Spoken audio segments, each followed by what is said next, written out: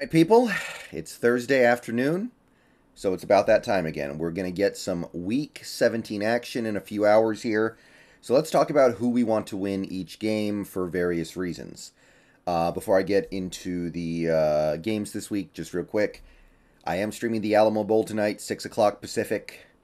Texas versus Washington, going to do the whole game. Obviously, Texas is not going to have their best player, but it's still going to be compelling, still going to be interesting. Still excited to see what's going to happen here. So hope to see you guys in the stream. Should be close to a 4-hour stream with the way these college games go. But yeah, see you guys at 6. Okay, so before 6, however, we have 5:15. And at 5:15, we've got a game. And Cowboys versus Titans. We want the Cowboys to win, mostly because we want the Cowboys to have something to play for in Week 18. Because if they don't, I don't think they're going to try hard. And that could be a problem for us. We'll see when we get there. But we want the Cowboys to win. Fortunately, I think we're getting this one for free. Because the Titans are supposedly resting all their starters. It doesn't look like they're playing anybody of significance. So, I think we get this one for free. This also helps with Denver's strength of schedule because the Titans and Broncos played against each other this year. So, that out of the way, let's move on to Sunday here. Of course, we got Jets Seahawks. That one speaks for itself pretty much. Not really going to talk about that.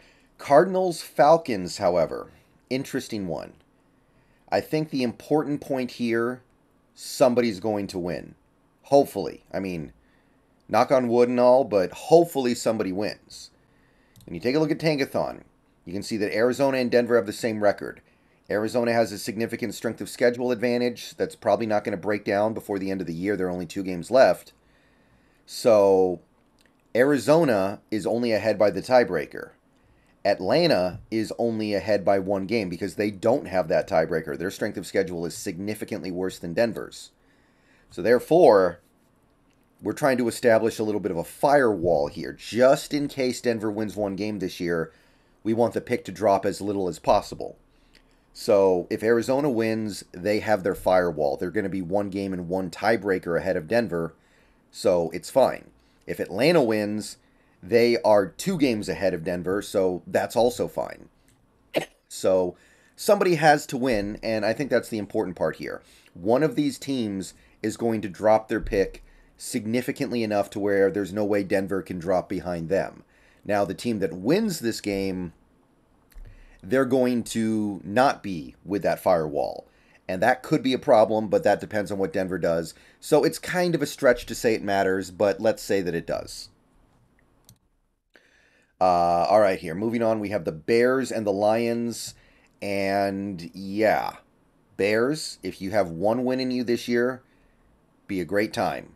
End the Lions season effectively. Not that we're really worried about the Lions, because we need to win out anyway, and we own the tiebreaker on the Lions, so that's fine.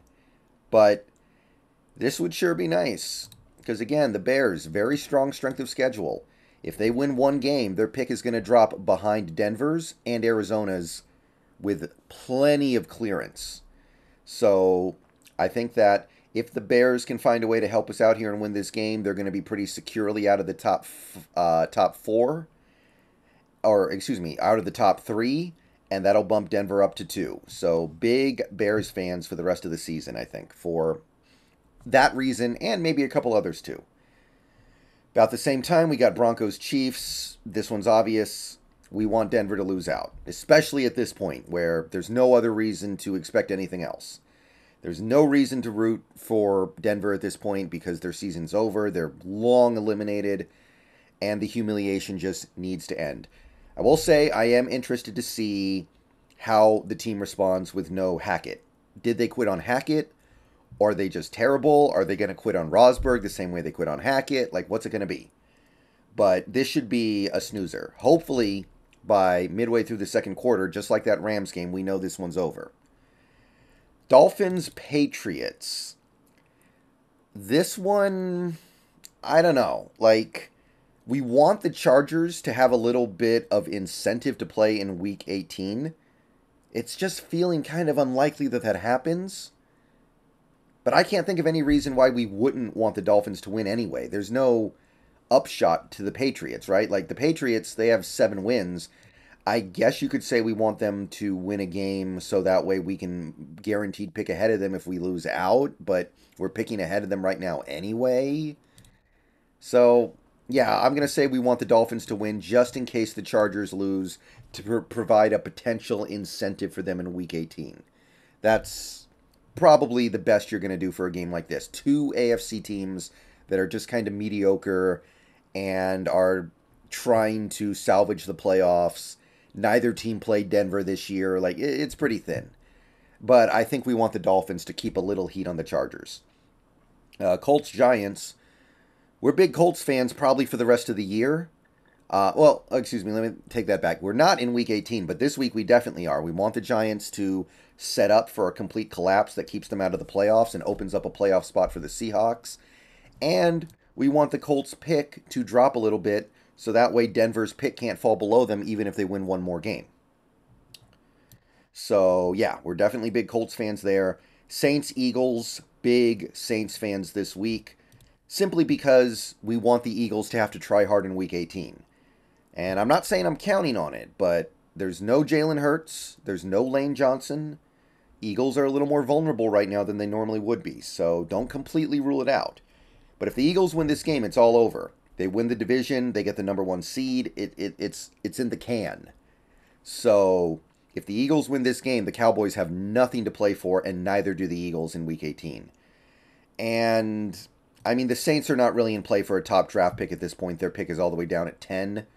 But I guess you could also say, to a certain extent, maybe we want their pick to be above ours. That's possible, right? If Seattle loses out, we could end up picking ahead of the New Orleans pick, which would be, I mean, some people would get excited about that for sure. Then we have Panthers, Buccaneers. I don't think this game has very much to do with the Seahawks in terms of their playoff spot. Neither of these teams is a realistic candidate for the wild card. It's either win the division or bust. So the only thing I got is that the Panthers played the Broncos earlier this year, and it would hurt the Broncos' strength of schedule if the Panthers lost. But it's pretty thin, admittedly. There's not a ton here. There's not much to it. But I guess we want the Bucs to win. But, pretty thin. Okay. Browns, Commanders. We are big old Browns fans. If the Commanders can lose this game, the path to the playoffs will be pretty open for the Seahawks, I think. This is a pivotal game for the Seahawks salvaging a playoff spot. If the Seahawks get this desired result, Commanders losing to the Browns, and I think it's very on the table. We don't know who the Commanders are going to play quarterback. They might play Wentz. They might play Heineke. Wentz is bad. Heineke has played bad lately for some reason. I don't know what's going on there. The Browns, there's plenty of potential there, but for some reason the offense is taking a step back with Watson. Maybe this is the week they take a step forward. I don't know.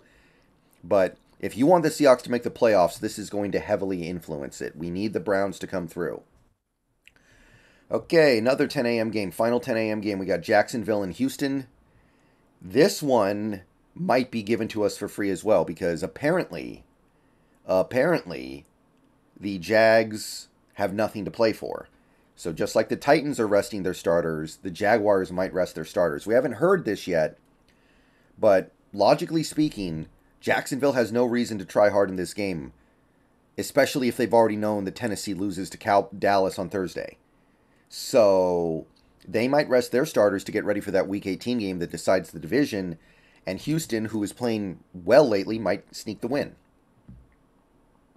So, yeah, I think we might actually end up getting a little bit of a help here. Now, I'll say this again. I don't mind if Houston picks number 1 overall because I think they're going to take Bryce Young at this point, and I don't want Bryce Young. So that's actually, I might actually prefer to pick behind Houston at that point.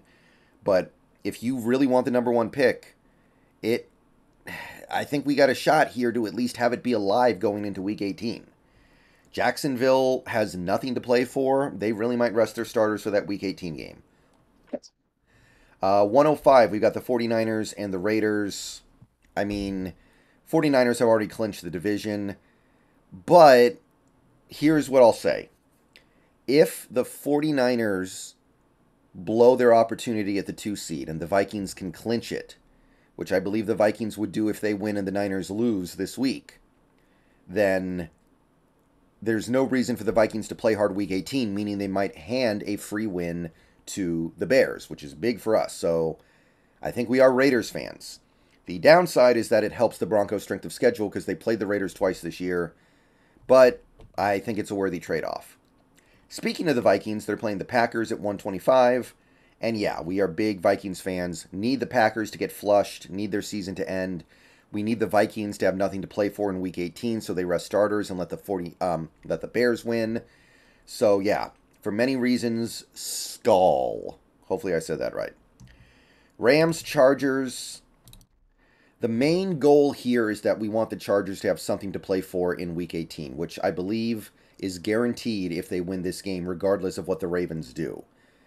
If the Chargers lose this game, then the only way they have something to play for would be if, I guess, the Dolphins could catch them for that 6 spot and could knock the Chargers into the 7.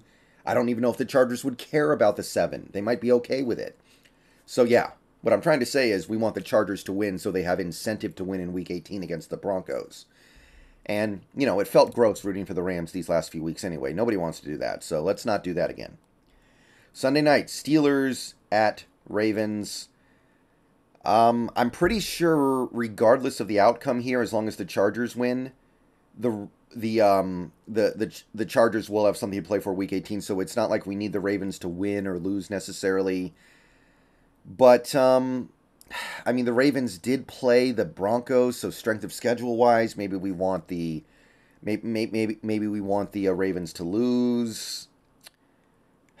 That's the best I can do. I think we want the Ravens to lose, but obviously just that little boost or detract to the Broncos' strength of schedule is all there is. And finally, Monday Night Football, Bills-Bengals, two of the best teams in the AFC. Neither team played the Broncos this year, so there's nothing there. Two AFC teams that are guaranteed to make the playoffs. I don't know. Not a lot here. I'm trying to figure this one out. Trying to figure out an angle. Like, the Chiefs are going to play hard this week regardless. It's not like this game affects that. I don't think either of these teams can affect the way the Chargers are playing. I guess maybe we want the Bengals to win. I'm going to say the Bengals just because going to Buffalo as a 6 seed would probably really deter the Chargers from settling for the 6 seed. They might, in that case, go, okay, let's try to get the let's try to make sure we get the 5. I imagine going to Buffalo is a little more intimidating than going to Cincinnati. But that's all. That's it. That's all I got. I got nothing else. Not a dang thing. But that is week 17 as I see it. Every game is compelling, at least on some level. And most of these games are very compelling.